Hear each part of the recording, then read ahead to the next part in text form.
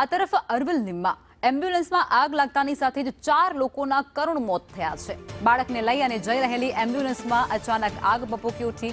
1 દિવસના બાળક, પિતા, ડોક્ટર અને નર્સનું તેમાં મોત નીપજ્યું છે। રાણા સૈયદ ચોકડી નજીક અચાનક આગ લાગ્યા હોવાની ઘટના બની અને એમ્બ્યુલન્સમાં આગ લાગતાની સાથે જ 4 લોકો જે જીવતા ભડથું થયા છે।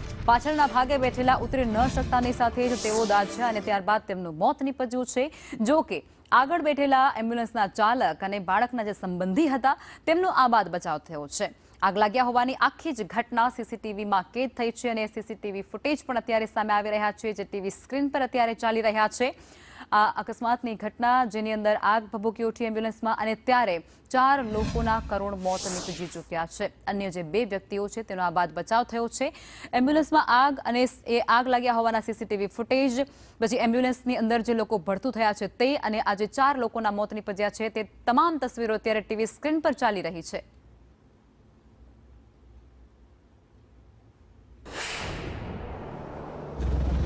ચોકડી નજીક પેટ્રોલ પંપ ઉપર મોડાસાથી અમદાવાદ તરફ જઈ રહેલી એક એમ્બ્યુલન્સમાં અચાનક આગ લાગવાનો બનાવ બનેલો હતો અને જે બનાવના પરિણામે એમાં બેસેલ જિગ્નેશભાઈ મહેશભાઈ મોચી, જિગ્નેશભાઈ જે અધુરા માસે જન્મેલું બાળક તથા રાજકરણ શાંતિલાલ રેટિયા જેઓ ઓરેન્જ હોસ્પિટલમાં ડૉક્ટર હતા, ભૂરીબેન રમનભાઈ મનાથ જેઓ નર્સ તરીકે ફરજ બજાવતા હતા।